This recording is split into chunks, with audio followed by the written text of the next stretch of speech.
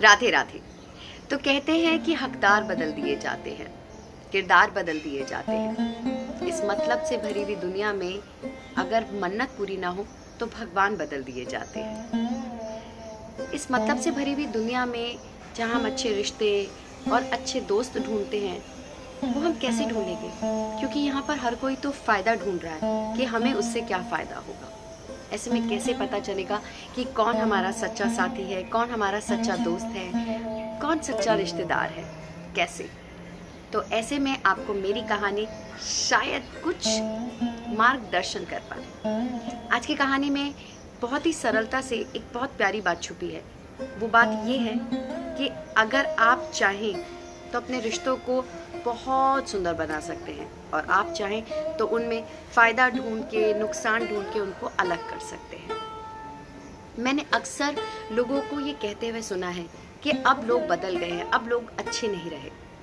आप लोगों को ये कह तो रहे हो कि अच्छे दोस्त नहीं हैं, क्या आप खुद अच्छे नहीं बन सकते? और जिस दिन आप खुद अच्छे बन जाओगे तो आपकी खोज खत्म हो जाएगी और इर्द गिर्द बस लोग आप ही को खोजेंगे, है ना? तो इस बात पे मैं कहानी शुरू करती हूँ। शुरू करूँ? तो ये एक ऐसे घर की कहानी है जहाँ माता पिता अपने जवान बेटे और बहू के साथ रहते हैं। शाम का माहौल है और घर में थोड़ा सा कलह है।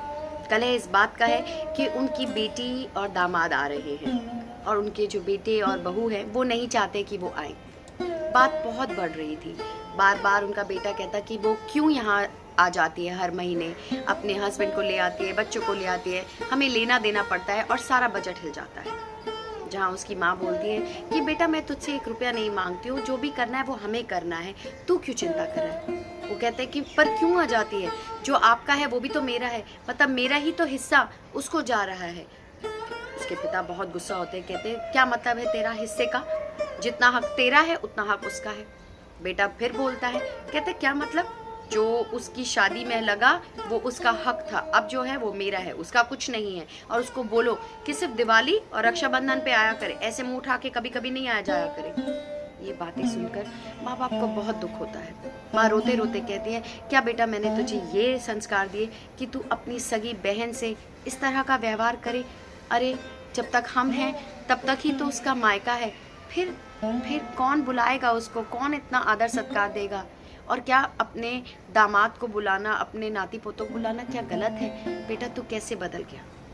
तो बेटा बोलता है कि माँ आज आपको याद आया कि बुआ का हाल क्या होता था, दादी का हाल क्या होता था जब आप लोग ऐसा करते थे?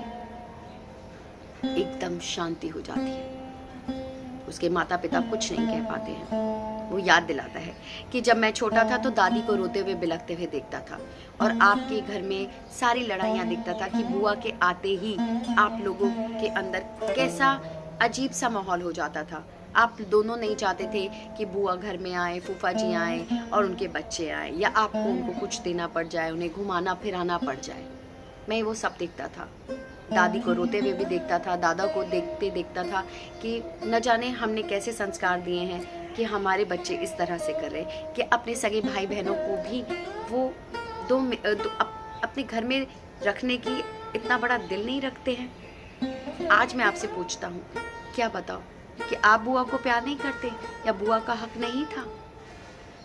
ऐसा आप लोगों ने माहौल कर दिया कि बुआ का आना ही बंद कर दिया। जो एक आधा फ़ोन आता था वो भी उन्होंने बंद कर दिया, क्योंकि आप लोग वो आ जाएंगे उसके बुलाने के डर से आप लोगों ने कभी उनको कॉल बैक तक नहीं किया। मुझे इस बात का दुख था और मैं ये चीज़ आप लोगों को एहसास कराना चाहता था, जताना चाहता था कि जैसा आपने बुआ के साथ किया, क्या वो ठीक था? और जो आज मैं अपनी बहन के साथ कर रहा हूँ वो ठीक है? दोनों माता पिता चुप हो गए, कुछ नहीं कहा। और उनके बेटे ने गाड़ी की चाबी उठाई, उनकी बहू ने कहा कि आप चिंता ना करें, हम आप इनकी बहन को और घर के दामाद को लेने जा रहे हैं। हमारे दिल में बहुत प्यार है उनके लिए, और वो ये घर जितना हमारा है उतना ही उनका है। दोनों मियाँ बीवी निकल जाते हैं। अब जो माता पिता होते हैं वो बहुत पछतावा करते हैं,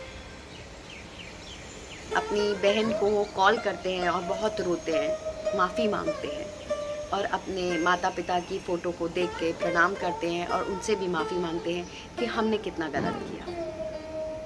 कहानी का अर्थ क्या कहता है? कहानी का अर्थ कहता है कि हम जवानी के जोश में, पैसे के जोश में बहुत बार अपने रिश्तों को सिर्फ़ और सिर्फ पैसों पर तोड़ते हैं। उससे हमें क्या फ़ायदा होगा, वो कितना ला रहे हैं, वो कितना हमें दे रहे हैं। लेकिन ऐसे में रिश्ते नहीं चलते हैं। अगर आप बहुत बार मैंने लोगों को सुना है ये कहते हुए कि हमारी लव लैंग्वेज ये है कि हम दूसरों को गिफ्ट्स दें, या हमें गिफ्ट्स लेना अच्छा लगता है या देना अच्छा लगता है।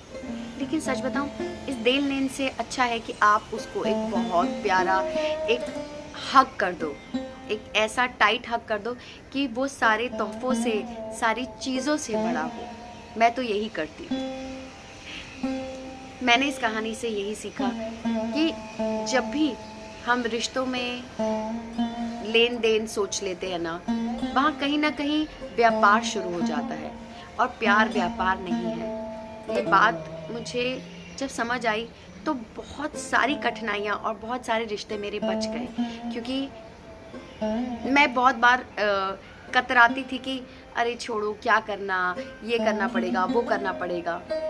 मैं इन सब उलझनों से ना हट गई जब मैंने ये कहानी सुनी, और फिर मुझे ऐसा लगा कि लव लैंग्वेज आपका प्यार, आपका स्नेह, आपका एक टाइट हग होना चाहिए, और कुछ भी नहीं, सच में। खैर, ये तो मेरी बात थी, ये मेरा बदलाव था।